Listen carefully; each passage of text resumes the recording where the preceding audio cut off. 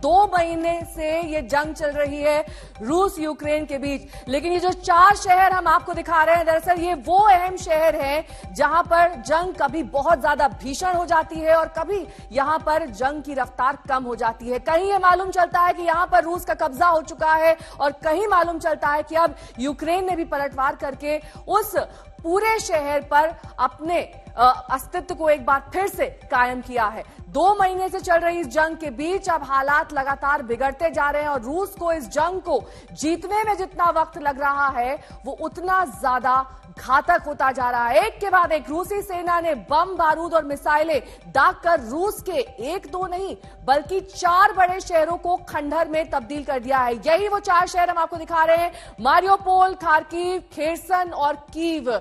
इनमें Kherson, Mariupol, Kharkiv और राजधानी कीव के वो शहर जहां रूस ने सबसे ज्यादा तबाही मचाई है, लेकिन सबसे ज्यादा तबाही हुई है यूक्रेन के सबसे बड़े बंदरगाह शहर मारियोपोल में।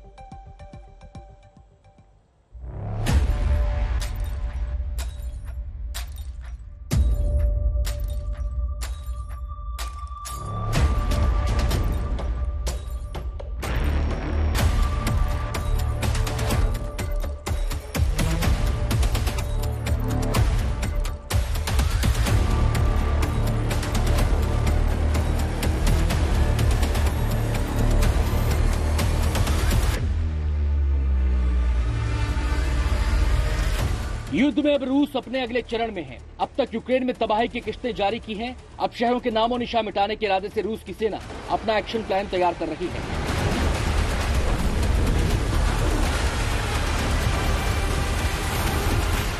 रूसी लड़ाकू विमान पूर्वी यूक्रेन के कई इलाकों में बमबारी कर रहे हैं।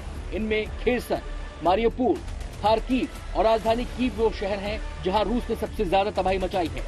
दुनिया सिर्फ उतना ही देख पा रही है जितना उसे कैमरों की नजर से दिखाया जा रहा है, जबकि हकीकत ये है कि तबाही इससे भी बड़ी है। आइए इसे एक एक करके समझते हैं। सबसे पहले बात करते हैं उस शहर की जहां रूस ने सबसे ज्यादा तबाही मचाई और वो शहर है मारियोपोल। मारियोपोल में रूस का कहर।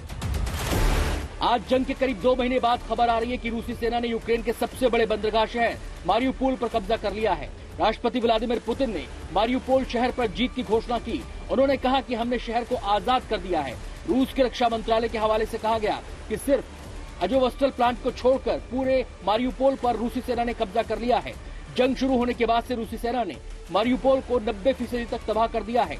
उधर रूसी सेना ने हमले तेज कर दिए हैं। बुधवार को एक ही दिन में यूक्रेन पर 1100 हमले किए गए।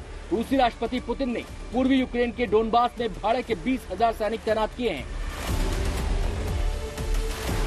रूस ने अपनी सेना की अघोषित टुकड़ी वैगनर ग्रुप के जरिए सीरिया, लीबिया और जॉर्जिया से इन भाड़े के सैनिकों को तैनात किया है। यूएन लगातार रूस से जंग को रोकने की अपील कर रहा है।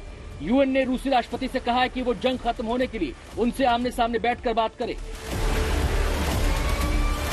इसके साथ यूक्रेन के राष्ट्रपति ज़ेलेंस्की से भी बैठक का अनुरोध किया गया है। पिछले कुछ दिनों से रूसी राष्ट्रपति पुतिन के साथ नजर आने वाले एक ब्रीफकेस की चर्चा हो रही है। दरअसल ये कोई मामूली ब्रीफकेस नहीं बल्कि पुतिन का न्यूक्लियर ब्रीफकेस है, जिसमें न्यूक्लियर हमले का आदेश देने का सिस्टम मौजूद होता है।